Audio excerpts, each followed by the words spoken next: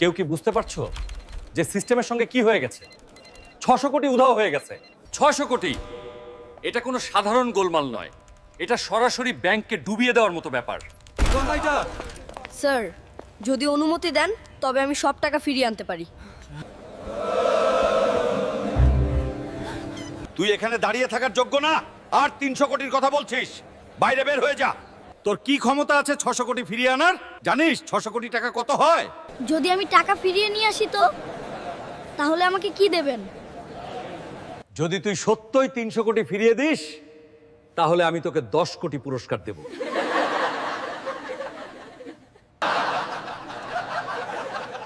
সেই দিনটা ছিল একদম সাধারণ একটা সকাল। ভারতের বারাণসী শহরে গঙ্গার ধারের পুরনো বাসস্ট্যান্ডে তখন সকালবেলার কোলাহল শুরু হয়ে গেছে। কোথাও ডিজেলের তীব্র গন্ধ বাতাসে ভাসছিল, কোথাও চায়ের দোকানে কেতলি ফুটছে। ভাপ ওঠা চা আর আদার গন্ধ চারদিকে ছড়িয়ে পড়ছিল। ট্রাকের ব্রেকের শব্দ আর বাসের হর্ন মিলিয়ে সকালের নীরবতা ভেঙে যাচ্ছিল। এই সব শব্দের মাঝখানে গঙ্গার ধারের একটি সেতুর নিচে ভেজা কংক্রিটের পাশে বসেছিল একটি ১৩ বছরের ছেলে। তার নাম ছিল অর্জুন। অর্জুনের কাছে না ছিল স্কুলের ব্যাগ, না ছিল বই। তার কাছে ছিল শুধু একটি পুরনো কাপড়ের থলে। সেই থলেতে ভরা ছিল ভাঙা তার, নষ্ট চার্জার, পুরনো সার্কিট বোর্ড আর এমন সব যন্ত্রাংশ যেগুলোকে মানুষ আবর্জনা বলে ফেলে দিয়েছে। অর্জুন সেগুলো খুব মন দিয়ে দেখছিল। কারো কাছে এগুলো ছিল জঞ্জাল, কিন্তু অর্জুনের কাছে এগুলো ছিল রহস্য।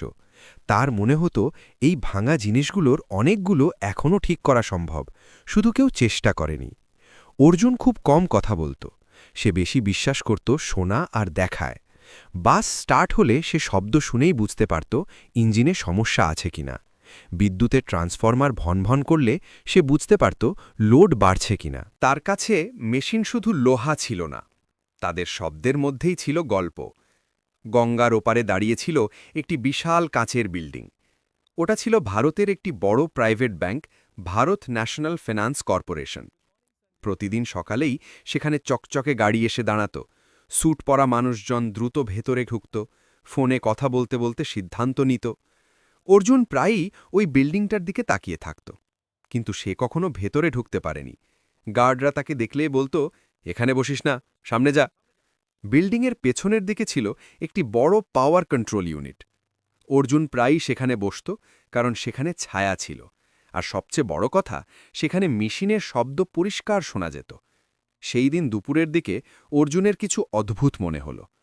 পাওয়ার ইউনিটের শব্দটা স্বাভাবিক লাগছিল না। সাধারণত মেশিনের শব্দ একটানা থাকে, কিন্তু আজ সেটা বারবার থেমে যাচ্ছে। মনে হচ্ছিল যেন কেউ ইচ্ছে করে চাপ কমিয়ে বাড়াচ্ছে। অর্জুন চুপচাপ শুনছিল। ঠিক তখনই ব্যাংকের ভেতরে হঠাৎ হুলস্থুল শুরু হয়ে গেল। লোকজন তাদের ডেস্ক থেকে উঠে দাঁড়াতে লাগল। কম্পিউটার স্ক্রিনে অদ্ভুত বার্তা আসতে লাগল। ফোনগুলো একের পর এক বাজতে শুরু করল।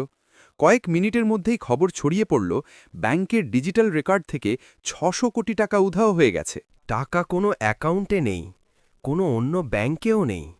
মনে হচ্ছে যেন টাকা সিস্টেমের মাঝপথেই হারিয়ে গেছে। আইটি টিম দৌড়ে সার্ভার রুমে গেল। লগ চেক করা হলো, ব্যাকআপ দেখা হলো, সিকিউরিটি টিম ডাকা হলো, বাইরে মিডিয়ার গাড়িও এসে পৌঁছালো। সময় যত যাচ্ছিল পরিস্থিতি তত খারাপ হচ্ছিল। আর সেই সময় পাওয়ার কন্ট্রোল ইউনিটের পাশে দাঁড়িয়ে অর্জুন সবকিছু দেখছিল। কেউ তাকে কিছু বলেনি, কিন্তু সে বুঝতে পারছিল ভেতরে বড় কিছু সমস্যা হয়েছে। সে আবার মন দিয়ে মেশিনের শব্দ শুনল। মোটর মাঝে মাঝে থেমে যাচ্ছে। অর্জুন ধীরে বলল, এটা সরাসরি চুরি নয়। হঠাৎ তার মায়ের কথা মনে পড়ল। তার মা একসময় এই ব্যাংকের বিল্ডিংয়ে পরিষ্কারের কাজ করতেন। রাতের শিফটে কাজ করার সময় তিনি অর্জুনকে বাইরে বসিয়ে রাখতেন। সেখানেই অর্জুন প্রথম মেশিনের শব্দ শুনতে শিখেছিল। অর্জুন হঠাৎ দাঁড়িয়ে গেল। তার মনে হল, যদি এখন না বলে তাহলে হয়তো পরে আর কিছুই বাঁচবে না। সে তার থলে তুলে নিয়ে সোজা ব্যাংকের মূল গেটের দিকে হাঁটল। গার্ড তাকে থামাল। এই, কোথায় যাচ্ছিস? কিন্তু অর্জুন এবার থামল না। সে প্রথমবার পরিষ্কার গলায় বলল, যে টাকা হারিয়ে গেছে মনে হচ্ছে সেটা বাইরে যায়নি। গার্ড হাসছিল। ঠিক তখনই ভেতর থেকে এক মহিলা দ্রুত বাইরে এলেন। তার নাম ছিল সারা মেহতা। তিনি ব্যাংকের অপারেশন ম্যানেজার। তিনি অর্জুনের দিকে তাকিয়ে জিজ্ঞেস করলেন, তুমি কি বললে? অর্জুন শান্তভাবে বলল, এখনই কিছু না করলে একটু পরে সিস্টেম নিজেই সব মুছে ফেলবে। সারা কয়েক সেকেন্ড তাকিয়ে রইলেন, তারপর বললেন, ওকে ভেতরে আসতে দাও।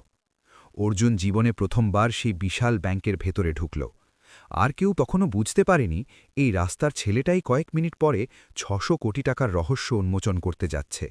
অর্জুন যখন ব্যাংকের ভেতরে ঢুকল তখন চারদিকে অদ্ভুত একটা উত্তেজনা ছড়িয়েছিল। বড় বড় স্ক্রিনে লাল আর সবুজ সংখ্যাগুলো দ্রুত বদলে যাচ্ছে।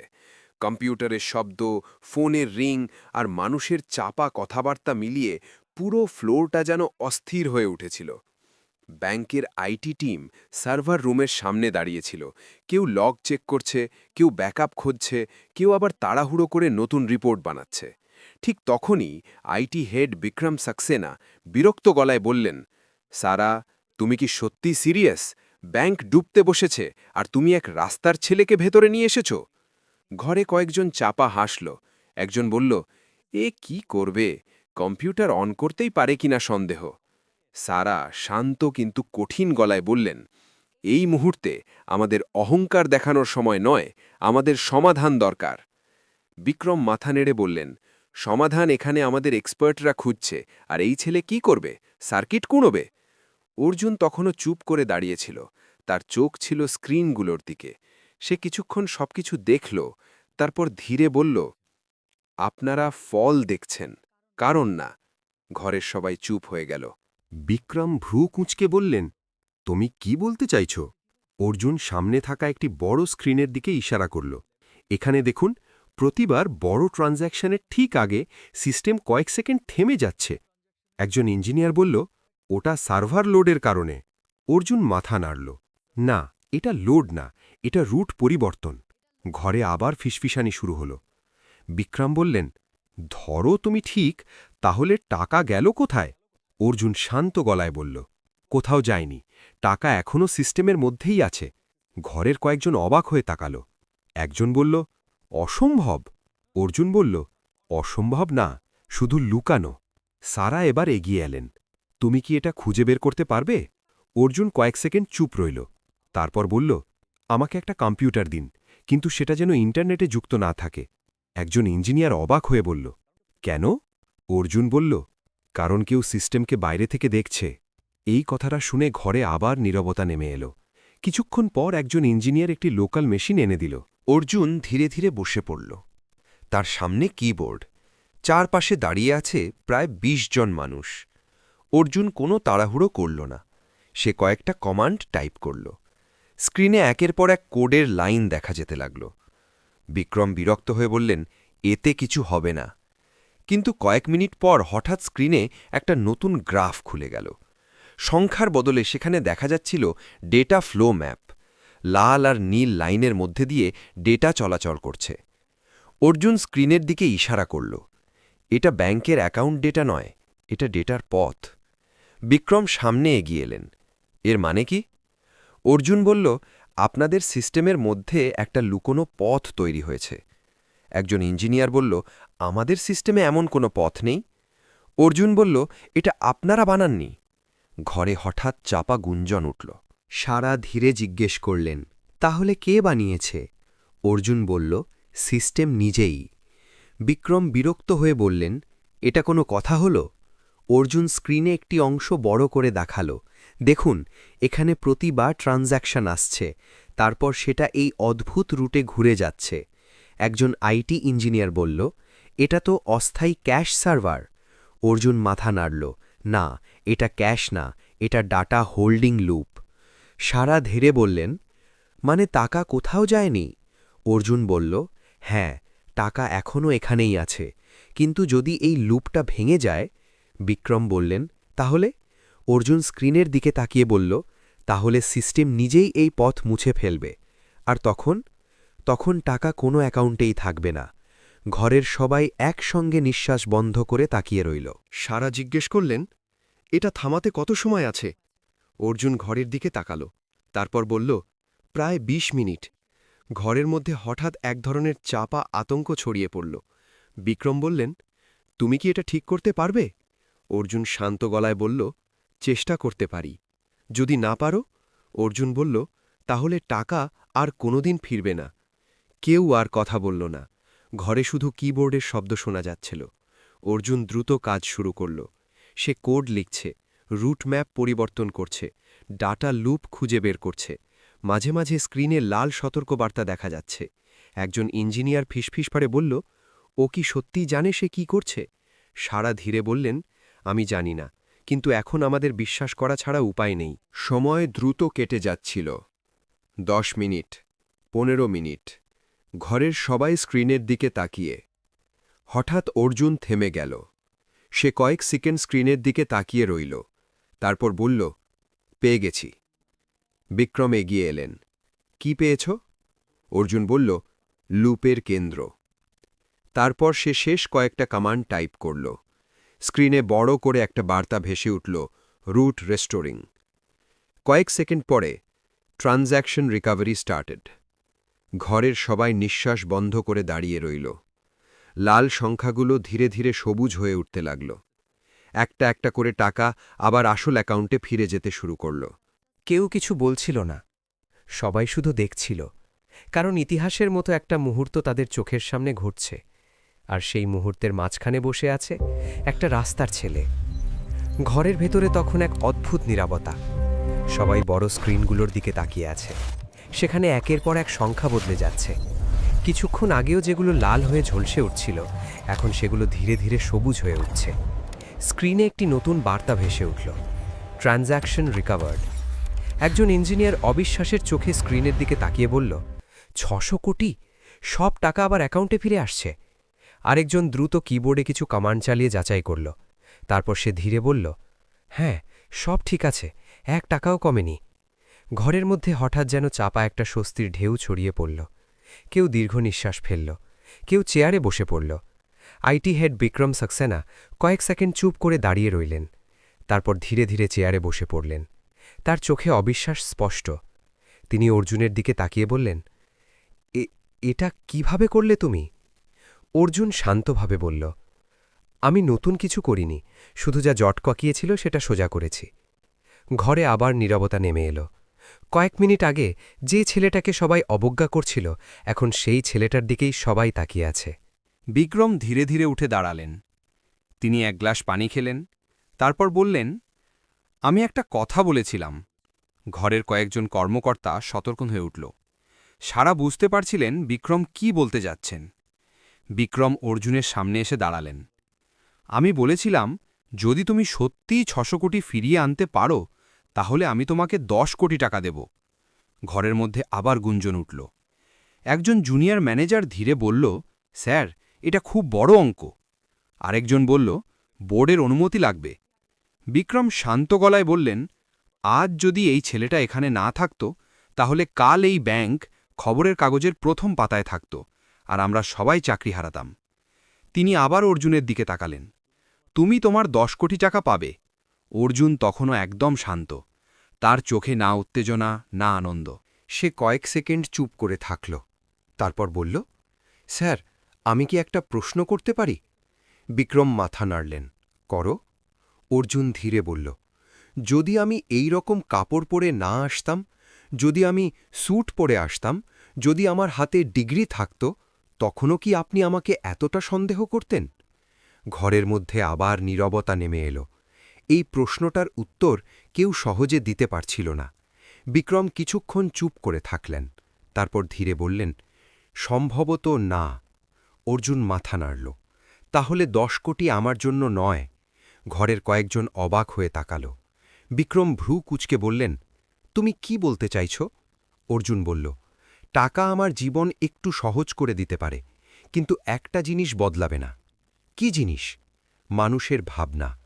সে ধীরে বলল, আপনি যদি সত্যিই কিছু করতে চান, তাহলে এমন একটা ব্যবস্থা করুন যাতে পরের বার কোনো রাস্তার শিশুকে নিজের যোগ্যতা প্রমাণ করার জন্য দরজায় দাঁড়িয়ে থাকতে না হয়। সারা চুপ করে অর্জুনের দিকে তাকিয়েছিলেন। তার চোখে যেন গর্বের ছাপ। বিক্রম কয়েক সেকেন্ড চুপ করে রইলেন।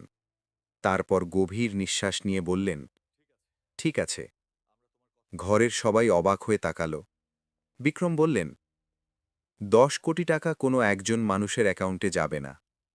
তিনি ধীরে ধীরে বলতে লাগলেন, এই টাকা দিয়ে একটা ট্রাস্ট তৈরি করা হবে রাস্তার শিশুদের জন্য, যেখানে তারা পড়াশোনা করতে পারবে, মেশিন শিখতে পারবে, প্রযুক্তি শিখতে পারবে।